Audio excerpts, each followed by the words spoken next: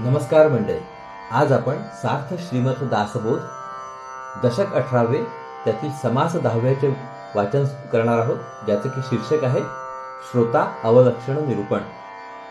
हा 10वा समास वाचून झाल्यावर आपला इथेच दशक 18ची समाप्ती होणार आहे. चला तर मग संकीर्तनाने सुरुवात करूया. जय जय राम कृष्ण हरी, जय जय राम कृष्ण हरी, जय जय राम कृष्ण जय जय राम कृष्ण हरी, जय जय राम कृष्ण जय जय राम कृष्ण हरी, जय जय राम कृष्ण जय जय राम कृष्ण हरी, जय जय राम कृष्ण जय जय राम कृष्ण हरी, जय जय राम कृष्ण जय जय राम कृष्ण हरी, जय जय राम कृष्ण जय जय राम कृष्ण हरी, जय जय राम कृष्ण हरी. जय योगेश्वर श्री कृष्ण की जय हो. जय श्री राम, जय श्री राम, जय श्री राम. जय जय रघुवीर समर्थ. चला तर मग सुरुवात करूया. सार्थ श्रीमद दासबोध दशक 18 समास 10वा श्रोता अवलक्षण निरूपण. दृश्य विश्वाचे ज्ञान असो की अदृश्य आणि सूक्ष्म आत्म्याचे ज्ञान असो, ते प्राप्त करून घेण्यास सतत मनन आणि एकाग्रता या दोन सूक्ष्म शक्तींची आवश्यकता असते. मन एकाग्र करून सूक्ष्म चिंतन होण्यास कोणत्या गोष्टी आड येतात ते सांगण्यासाठी हा समास लिहिला आहे. परंतु त्यात एकंदर पुढील 6 गोष्टी सांगून ठेवलेल्या आहेत. पहिली, जगामध्ये घडणारी प्रत्येक घटना कालाधीन असते. काळ अनुकूल असेल तर सर्व काही आपोआप जुळून जाते, पण काळ नेहमीच अनुकूल राहतो असे नाही. दुसरी, जगामध्ये प्रत्येक माणसाला दुसऱ्याकडून शिकावे लागते. दुसऱ्याकडून श्रवण करून व दुसऱ्याचे पाहूनच कोणीही माणूस स्वतः शहाणा बनतो. तिसरी, एकाग्र चित्ताने श्रवण आणि त्यावर सतत चिंतन हाच परमार्थ साधण्याचा राजमार्ग आहे. चौथी, आपले मन आपणच आवरायला हवे. पाचवी, क्षमा व शांती हे खऱ्या थोरपणाचे लक्षण समजावे. सहावी, मानवी जीवनात एकांताचे फार फार महत्व आहे. ज्या माणसाला एकांत पचनी पडतो तो फार लवकर ज्ञानी बनतो.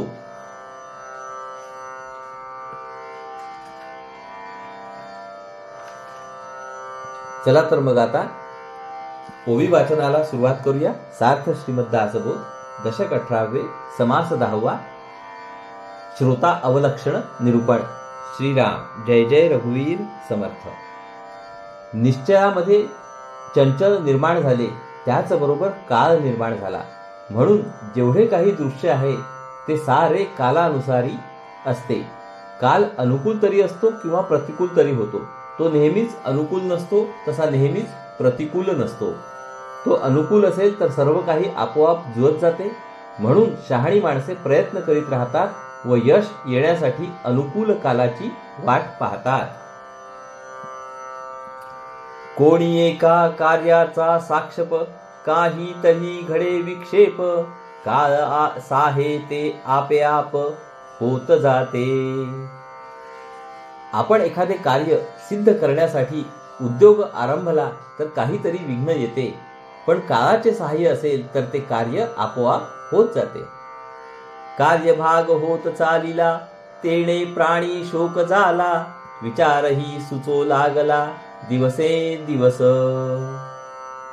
कार्यामध्ये जसजशी प्रगती होऊ लागते तसतसा कार्य करणाऱ्या माणसाचा उत्साह वाढत जातो. दिवसेंदिवस त्याला नवे नवे विचार सुचू लागतात. कोणी एक प्राणी जन्मास येतो, काही तरी काळ साहे होतो, दुःखा उपरी सुख देतो देव कृपाळूपणे. जगात असे आढळते की एखादा माणूस जन्मास येतो, त्याला काहीतरी काळाची अनुकूलता सहाय्य करते. प्रथम तो दुःख भोगतो, पण त्यानंतर देवाच्या कृपाळूपणाने त्याला सुख लाभते. अवघाची काळ जरी सजे, तरी अवघेची होती राजे, काही सजे काही न सजे ऐसे आहे. काळ जर नेहमीच अनुकूल राहून सहाय्य करू लागला तर सगळेच राजे होतील, पण काही प्रसंगी काळ अनुकूल तर काही प्रसंगी प्रतिकूल असा क्रम जीवनात चालतो. माणूस जन्मतो तेव्हा तो ज्ञानहीन असतो. तो दुसऱ्याचे पाहतो, दुसऱ्याकडून ऐकतो, दुसऱ्याकडून शिकतो आणि मग शहाणा होतो. या कारणाने श्रवण आणि मनन यांना आपल्या जीवनात फार मोठे महत्व आहे. येहलोक अथवा परलोक साधता कोणी एक विवेक, अद्भुत होये स्वाभाविक देणे ईश्वराचे. प्रपंचात किंवा परमार्थात जर खरा विवेक करणे साधले तर सहज रीतीने काहीतरी अद्भुत कार्य हातून घडते. हे असे घडणे ईश्वरी कृपेचे फळ होय. ऐकल्या विण कळले, शिकविल्या विण शहाणपण आले, देखिले ना ऐकिले भूमंडळी. कोणाकडून ऐकल्या वाचून कळले, कोणाकडून शिकल्या वाचून शहाणपण आले असे जगात कोणी कधी पाहिले नाही किंवा ऐकले नाही. सकळ काही ऐकता कळे, कळता कळता वृत्ती निवळे, नेमस्त मनामध्ये आकळे सारासार. दुसऱ्याकडून ऐकूनच सर्व काही कळू लागते. असे कळत गेल्याने आपली वृत्ती निवळते आणि मग सार कोणते व असार कोणते याचे निश्चित ज्ञान आपल्या मनाला आकलन होते. श्रवण म्हणजे ऐकावे, मनन म्हणजे मनी धरावे, येणे उपाये स्वभावे त्रैलोक्य चाले. श्रवण म्हणजे ऐकणे होय, मनन म्हणजे मनात धरणे होय. मनन म्हणजे धारणा. याच उपायाने त्रैलोक्यातील ज्ञान व्यवहार चालला आहे. उत्तम श्रवण घडण्यास शरीर व मन दोन्ही तत्पर असावी लागतात. शरीर तत्पर नसेल तर श्रवणात कशा अडचणी येतात ते वर्णन आता ऐकावे. श्रवणा आड विक्षेप येती, नाना जिनस सांगो किती, सावध असता प्रत्यय येती सकळ काही. श्रवणाचा उत्तम उपयोग होण्यास ज्या अडचणी येतात त्यांचे सारे प्रकार सांगणे शक्य नाही. मनुष्य जर सावध राहिला तर त्या अडचणींची कल्पना त्याला येते. श्रवणी लोक बैसले, बोलता बोलता एकाग्र झाले, त्या उपरी जे नूतन आले ते एकाग्र नव्हेती. समजा लोक ऐकायला बसले आणि वक्त्याचे बोलणे ऐकता ऐकता एकाग्र झाले, पण नंतर म्हणजे उशिराने येणारे लोक एकाग्र नसतात. त्यांचा आधीच्या लोकांना विक्षेप होतो. मनुष्य बाहेर हिंडोनी आले, नाना प्रकारींचे ऐकिले, उदंड गलबलू लागले उगे असेना. एखादा मनुष्य पुष्कळ ठिकाणी हिंडून येतो. तो अनेक प्रकारचे ऐकून येतो. फार ऐकल्याने त्याच्या मनात घोटाळा उत्पन्न होतो. त्याला मग चैन पडत नाही. प्रसंग पाहून चालती, ऐसे लोक थोडे असती, श्रवणी नाना विक्षेप होती ते हे ऐका. प्रसंग ओळखून वागणारे लोक थोडेच असतात. त्यामुळे श्रवणात येणाऱ्या अडचणी अनेक प्रकारच्या दिसतात. त्यापैकी काही ऐका. श्रवणी बैसले ऐकाया, अडो लागली से काया, येती कडकडा जांभया निद्रा भरे. सभेमध्ये ऐकायला बसले की शरीर अवघडते. त्यात फार झोप आल्यामुळे सारख्या जांभया येऊ लागतात. बैसले सुचित करुनी मना, परिते मनची ऐकेना, मागे होते ऐकिले नाना, तेची धरुनी बैसले. एखादा माणूस मन शांत करून ऐकायला बसतो खरा, पण लगेच त्याचे मन ऐकत नाही. पूर्वी जे ऐकलेले असते तेच सारखे मनात येऊ लागते. त्यामुळे समोर वक्ता जे सांगतो त्याकडे लक्ष लागत नाही. तत्पर केले शरीर, परी मनामध्ये आणिक विचार, कल्पना कल्पितो विस्तार, किती म्हणोनी सांगावा. शरीर अगदी आवरून ऐकायला बसावे तर मनात इतर विचारच येऊ लागतात. एकामागून एक भरमसाठपणे कल्पना विस्तार पावतात. त्या सगळ्या सांगणे शक्य नाही. जे जे काही श्रवणी पडिले, तितुके समजून विवरले, तरीच काही सार्थक झाले निरूपणी. जे जे काही आपण ऐकतो ते ते नीट समजून त्यावर मनन केले तरच निरूपणाने काही सार्थक झाले असे म्हणावे. मन दिसते माधरावे, ज्याचे त्याने आवरावे, आवरून विवेके धरावे अर्थांतरी. मन जर दिसत असते तर मग त्याला धरता आले असते. ते तर दिसत नाही, म्हणून ज्याचे मन त्यानेच आवरावे. आपणच आपले मन आवरून विवेकाने ते अर्थ शोधण्याकडे गुंतवावे. निरूपणी येऊन बैसला, परितो उदंड जेऊन आला, बैसताच कासा विस झाला, तृषाक्रांत. समजा एक मनुष्य सपाटून जेवला आणि निरूपणाला येऊन बसला. बसल्याबरोबर तहानेने तो कासावीस झाला. आधी उदक आणविले, घळघळा उदंड घेतले, तेणे मळमळू लागले, उठोनी गेला. म्हणून त्याने पाणी आणवले आणि ते घटाघटा पोटभर प्यायला. तेव्हा त्याच्या पोटात मळमळू लागले, म्हणून तो उठून गेला. अशा रीतीने त्याचे श्रवण हुकले.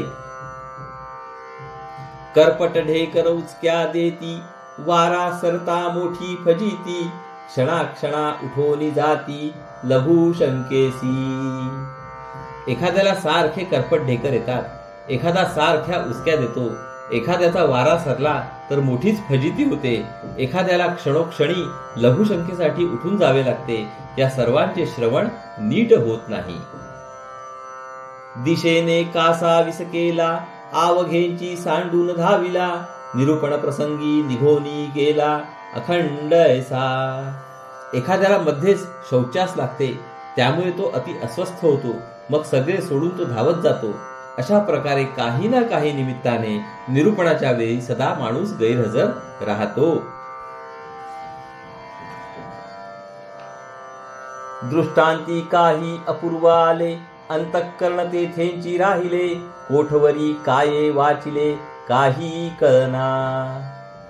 वक्त्याने एखादा अपूर्व दृष्टांत दिला तर मन त्याला चिकटून राहते. मग ग्रंथाचे वाचन कुठवर झाले याचे भान राहत नाही.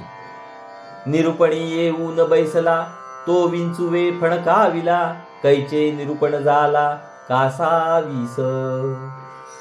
एखादा निरूपणाला येऊन बसतो आणि त्याला विंचू चावतो. मग कसले आले निरूपण? त्याचा जीव नुसता कासावीस होतो. पोटामध्ये तिडीक उठिली, पाठीमध्ये करक भरिली, चालक चिखल्या पुरी झाली, बैसवेना. पोटात कळ आली, पाठीत उसण भरली, संधिवाताने सांधे धरले, पायाच्या बोटात चिखल्या झाल्या, बसायच्या जागी पुरी आली, तर माणसाला निरूपणाला बसवत नाही. पिसोळा चावून पळाला, तेणे प्राणी दुश्चित्त झाला, कोणे नेटे गलबला केला, तेथेंची धावे. एखादा पिसोळा चावून पळाला तर मनाची एकाग्रता भंगून जाते. तेवढ्यात बाहेर कोणी खूप गडबड केली तर माणूस निरूपण सोडून तिकडे धावतो. विषयी लोक श्रवणी येती, ते बायकांकडेच पाहती, चोरटे लोक चोरून जाती, पादरक्षा. कामवासनेने पछाडलेले लोक श्रवण करायला येतात, पण त्यांचे लक्ष स्त्रियांकडेच असते आणि चोर लोक श्रवणास आलेल्या लोकांचे जोडेच चोरून नेतात. होये नव्हे वाद विवाद, तेणे उदंड झाला खेद, सिव्या गायी अप्रमाद, होता चुकला. एखाद्या प्रसंगी श्रवण करीत असता अस्ती आणि नास्ती असा वाद होतो. त्यामुळे मनाला मोठा खेद होतो, कारण त्यामध्ये शिवीगाळी होते, आगळीक घडते, आपल्या हातून चूक होते, अर्थात श्रवण बाजूलाच राहून जाते. कोणी निरूपणी बैसती, सावकाश गोष्टी लाविती, हरिदास ते रे रे करीती, पोटासाठी. काही लोक निरूपण श्रवण करण्यास येऊन बसतात, पण आपसात गप्पा सुरू करतात आणि समोर बिचारा हरिदास पोटासाठी रटाळपणे कीर्तन करीत राहतो. बहुत जाणते मिळाले, एका पुढे एक बोले, लोकांचे आशये राहिले, कोण जाणे. एखादे प्रसंगी पुष्कळ विद्वान लोक निरूपणास येतात. तेच एकामागून एक बोलू लागतात.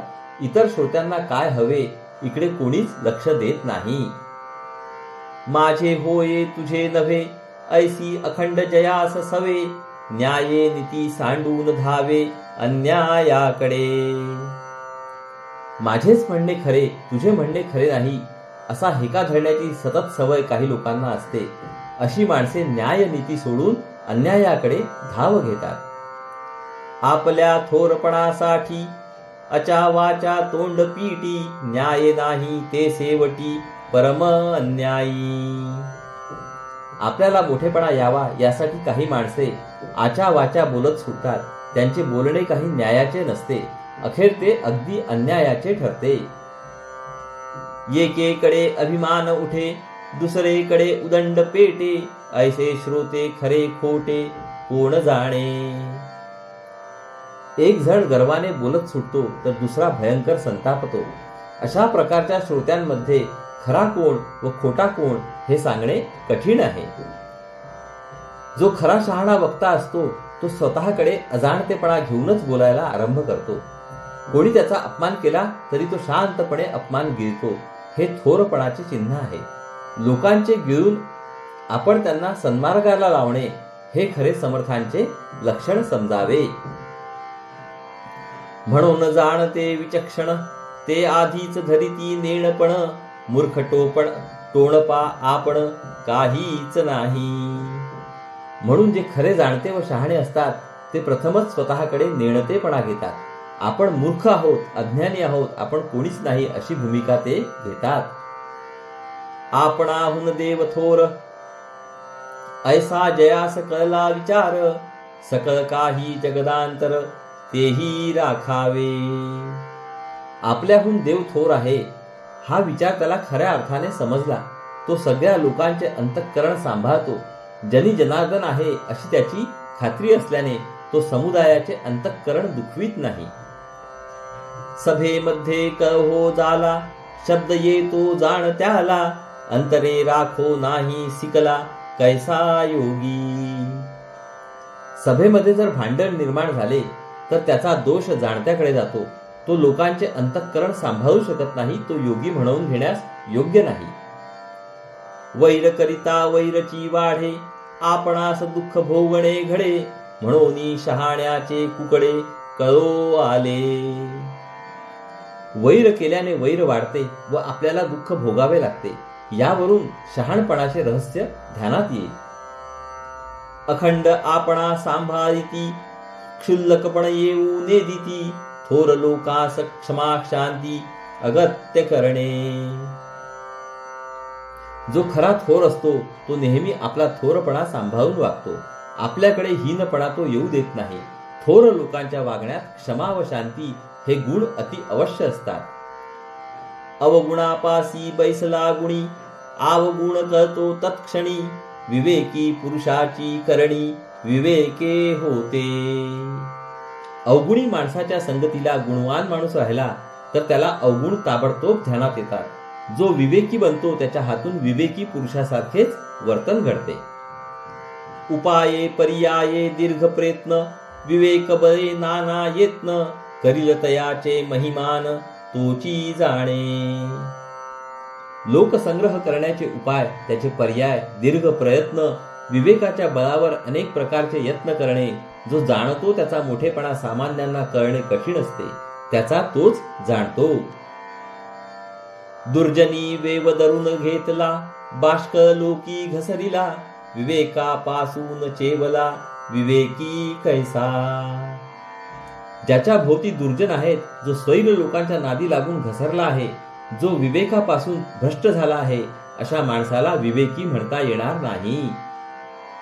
न्याये पर्याये उपाये, मूर्खास हे कळे काये, मूर्खा करिता चिवडा होये मजा लसीचा. न्याय म्हणजे काय, उपाय व पर्याय म्हणजे काय, या गोष्टी मूर्खास कळत नाहीत. मूर्ख माणसामुळे सभेचा विचका होतो. मग ते शहाणे नीट करीती, स्वये साहोन साहवीती, स्वये करून करवीती लोकान करवी. सभेत गोंधळ झाल्यावर शहाणे तो नीट करतात. स्वतः सोसून ते इतरास सहन करायला शिकवतात. त्याचप्रमाणे ते स्वतः करतात व इतरांकडून करवून घेतात. पृथ्वीमध्ये उदंड जन, जनामध्ये असती सज्जन, जयांकरिता समाधान प्राणी मात्रासी. जगात पुष्कळ माणसे आहेत, त्यापैकी काही सज्जन असतात. त्या सज्जनांकडून लोकांना समाधान मिळते. तो मनोगतांची आंगे जाणे, मान प्रसंग समये जाणे, संतप्ता लागी निवऊ जाणे नाना प्रकारे. सज्जन म्हणजे संत. संताला लोकांचे अंतःकरण बरोबर कळते. मान प्रसंग काळ वेळ त्याला बरोबर समजतात. भडकलेल्या लोकांना कसे शांत करावे याचे अनेक प्रकार त्यांना माहीत असतात. ऐसा तो जाणता लोक समर्थतयाचा विवेक, त्याचे करणे काही एक जनास कळेना. असा जो ज्ञानी पुरुष असतो त्याचा विवेक फारच सामर्थ्य संपन्न असतो.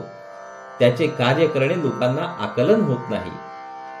बहुत जनासी चालवी नाना मंडळे हालवी, ऐसी हे समर्थ पदवी विवेके होते. तो अनेक लोकांना मार्गदर्शन करतो, अनेक लोक संग्रह कार्यरत करतो. अशा विवेकपूर्व वागण्याने समर्थ ही पदवी प्राप्त होते. विवेक एकांती करावा, जगदीश धारणेने धरावा, लोक आपला आणि परावा म्हणूनची नये. हजारो लोकांना हर प्रयत्नाने सन्मार्गाला लावणाऱ्या समर्थ पुरुषांचे वर्णन झाले. तो खरा थोर पुरुष असतो. त्याच्या आत्मज्ञानामध्ये आणि त्याच्या बलवान विवेकामध्ये त्याचे सारे सामर्थ्य साठवलेले असते. हे सामर्थ्य संपादित करण्यास आणि नंतर टिकवण्यास एकांताची फारच आवश्यकता आहे. किंबहुना श्री समर्थांच्या सारखा अति एकांत प्रिय लोकसंग्रही संत सापडणे सोपे नाही. एकांतामध्ये विवेक करावा, भगवंताला मनात धारणेच्या जोरावर धरून ठेवावा. हा आपला आणि परका असा लोकांमध्ये भेदच करू नये. एकांती विवेके ठाई पडे, एकांती यत्न सापडे, एकांती तर्क वावडे ब्रह्मांड गोळी. एकांतात विवेक बरोबर चालतो. एकांतात यत्न कोणता करावा ते समजते. एकांतामध्ये आपली बुद्धी सबंध ब्रह्मांड फिरून येते. एकांती स्मरण करावे, चुकले निधान पडे ठावे, अंतरात्म्या सरिसे फिरावे काहीतरी. एकांतात बसून स्मरण करावे म्हणजे आपल्या हातून बोलण्या चालण्याच्या झालेल्या चुका आपल्या ध्यानात येतात. एकांतामध्ये आपण अंतरात्म्या एवढे होऊन थोडे फार फिरावे. आपण त्याच्यासारखे व्यापक व्हावे आणि जगदांतरी फिरावे. जयास एकांत मानला, अवघ्या आधी कळे त्याला, त्या वेगळे वडीलपणाला ठावची नाही. ज्या माणसाला एकांत आवडला, ज्याला सर्वांच्या अगोदर ज्ञान होते, ज्याला मोठेपणा मिळवायचा असेल, त्याला एकांत सेवनाखेरीज मार्ग नाही. आतापर्यंत जगात जे जे थोर विचारवंत व संत होऊन गेले त्या सर्वांनी काही काल एकांत सेवन केले. त्यापैकी बहुतेकांना एकांताची इतकी अभिरुची उत्पन्न होते की केवळ नाईलाजाने ते लोकांमध्ये उतरतात. सामान्य माणसाला एकांताचे भय वाटते. यासाठी एकांताचा फायदा होण्यास एकांत पचनी पडणे अवश्य असते. एकांतावर ज्याचे अतिप्रेम असते तो मूर्तिमंत ज्ञानच होय. इति श्रीदास बोधे गुरुशिष्य संवादे श्रोता अवलक्षण निरूपण नाम समास 10वा.